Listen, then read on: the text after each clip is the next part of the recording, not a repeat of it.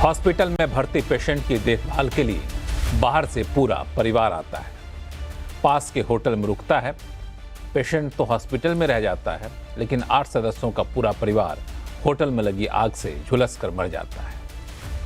दिल दहला देने वाली घटना दिल्ली के मालवीय नगर के होटल में लगी आग की है, जहां ऐसे एक दो नहीं 21 लोगों ने अपनी जान गंवा दी। उनमें से 12 तो लोग विदेश से आए थे यहां अस्पतालों में इलाज कराने। आग लगने के बाद जो बचाव कर्मी वहां पहुंचे, उन्होंने जो दर्दनाक मंजर देखा उसे शब्दों में बयां करना संभव नहीं है। जैसा कि हर बार होता है, लोगों की मौत के बाद प्रशासन हरकत में आया, होटल के मालिक को गिरफ्तार किया।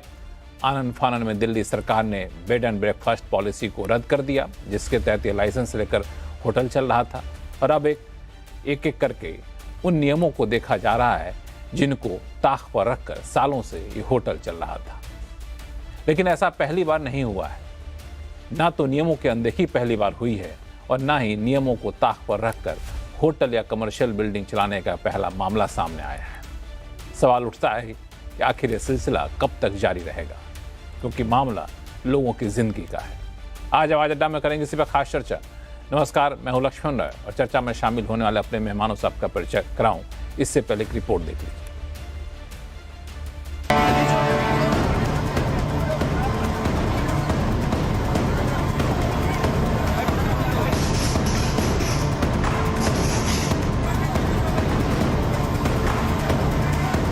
3 जून की सुबह देश की राजधानी दिल्ली के मालवीय नगर इलाके में जो कुछ हुआ वो हादसा नहीं, लापरवाही की आग थी।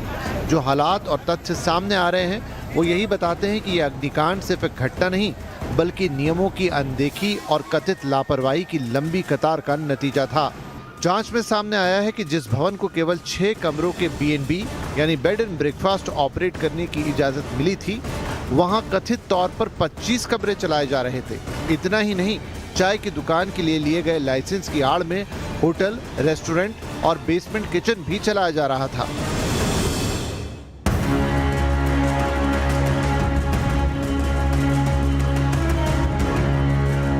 सवाल यह है कि अगर नियमों का इतना बड़ा उल्लंघन हो रहा था तो जिम्मेदार एजेंसियों की नजर वहां तक क्यों नहीं पहुंची? आखिर ये सब किसकी जानकारी और किसकी चुप्पी में चलता रहा? लेकिन अब हर विभाग अपने दायरे की एक अलग कहानी सुना रहा है। MCD का दावा है कि इमारत लालडोरा क्षेत्र में स्थित थी, इसलिए निर्माण संबंधी नियमों में छूट लागू होती थी और विभाग की सीधी भूमिका सीमित थी। पर्यटन विभाग के रिकॉर्ड बताते हैं कि B&B लाइसेंस 2024 में जारी हुआ था, जो 2027 तक वैध था।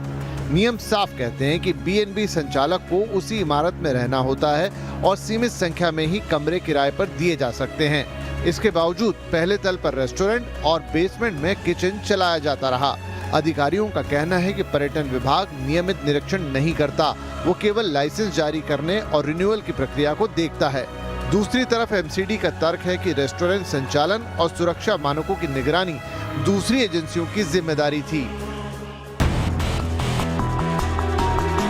दिल्ली की आग अभी ठंडी भी नहीं हुई थी कि बिहार के मुजफ्फरपुर के अस्पताल में शॉर्ट सर्किट से ICU में आग लग गई। खबर है कि आग में झुलसने से 10 लोगों की मौत हुई है, लेकिन आधिकारिक पुष्टि अभी सिर्फ 5 की हुई है। ICU के भीतर हर तरफ कालिक, जली हुई मशीनें और निशान दिखाई दे रहे हैं। सवाल यह है कि आखिर ऐसी क्या चूक हुई कि मरीजों के लिए सबसे सुरक्षित मानी जाने वाली जगह मौत के मंजर में बदल गई।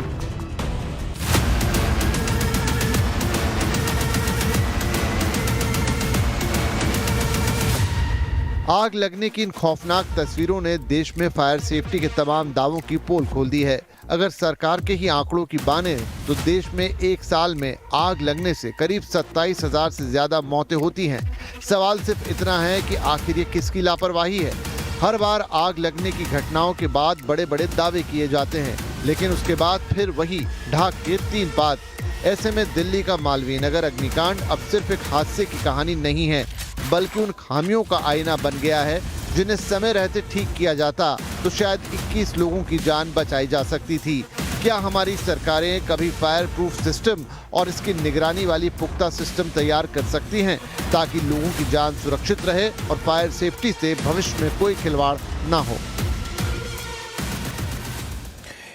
इन्हीं सवालों का जवाब ढूंढने की कोशिश करेंगे। हमारे साथ हैं खास मेहमान, भारत सरकार में शहरी विकास विभाग के पूर्व सचिव सेक्रेटरी डॉक्टर एम रामाचंद्रन साहब हैं, दिल्ली फायर सर्विस के पूर्व डायरेक्टर अतुल गर्ग साहब हैं, नाइट फ्रैंक में रिसर्च के नेशनल डायरेक्टर अंकिता सूद हैं। नाइट फ्रैंक जो टाउन प्लानिंग, शहरी प्लानिंग में काफ़ी महत्वपूर्ण भूमिका निभाता है और जानी मानी एजेंसी भी है।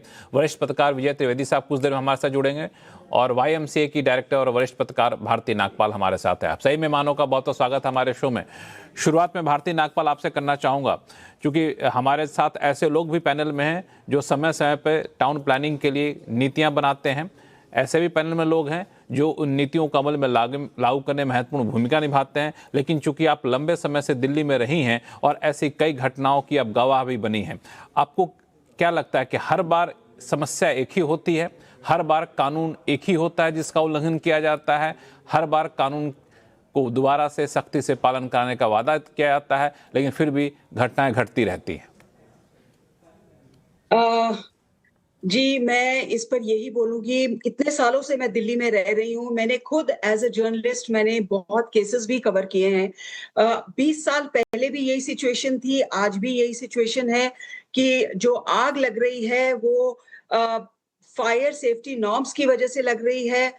देखिए, दिल्ली एक ऐसा शहर अब हो गया है जहाँ पर मल्टी स्टोरी हम ये हाई राइज़ बिल्डिंग तो नहीं, लेकिन हाँ, जहाँ पर पहले एक घर होता था वो बिल्डर्स ने तोड़ के वहीं पर 4-4 मंजिला, 5-5 मंजिला मकान बनाने शुरू कर दिए। इंफ्रास्ट्रक्चर की प्रॉब्लम की वजह से ये सारी की सारी दिक्कतें आनी शुरू हुई। दूसरा, अगर मैं इस पूरे मामले को एक वन वर्ड में डिस्क्राइब करूँ तो मैं कहूँगी करप्शन।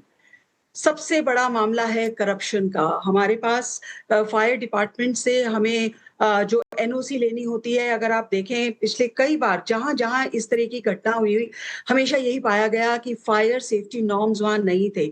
फायर सेफ्टी नॉर्म्स नहीं थे, तो उनको फायर एनओसी कहाँ से मिली? मिली भी या नहीं मिली? आखिर अब तक, इतने सालों से अब तक ये इतना मुश्किल मुद्दा क्यों होता जा रहा है कि एनओसी मिल जाती है, उसके बाद भी आग लग जाती है, या एनओसी नहीं मिल रही है तो भी इल्लीगल तरीके से बड़ी-बड़ी बिल्डिंग्स, बड़े-बड़े स्ट्रक्चर्स, रेस्टोरेंट्स, होटल्स और इवन नर्सिंग होम्स वो चल रहे हैं। जैसा आपने अभी दिखाया कि बिहार में भी एक हॉस्पिटल में आग लग गई। तो ये मुद्दे, ये इस तरह की घटनाएँ देखी जा रही हैं, लगातार देखी जा रही हैं। अगर इसी साल की बात करें हम, जनवरी से लेकर अब तक, जनवरी से लेकर मई तक करीब-करीब 60 से 65 लोगों की मौत हो चुकी है और सिर्फ आग की घटनाओं में ही मौत हुई है। कल की घटना में 21 लोगों की मौत हो गई है। इससे पहले विवेक विहार में ये घटना हुई। उससे पहले एक जगह और गाज़ियाबाद में भी ये घटना हुई। गाज़ियाबाद में हाई राइज़ बिल्डिंग में ये घटना हुई और वहाँ पर तो और एक दिक्कत आई कि फायर सेफ्टी नॉर्म्स की तो हम क्या ही बात करेंगे। वहाँ पर जो फायर इंजिन्स पहुँचे उनके पास सीढ़ी नहीं है। तो ये दिक्कत सिर्फ एक जगह की नहीं है, करप्शन तो है ही है मुद्दा। मुद्दा इससे आगे बढ़कर है। मुद्दा ये है कि क्या हम अपने इंफ्रास्ट्रक्चर को पूरी तरह से डेवलप कर पा रहे हैं?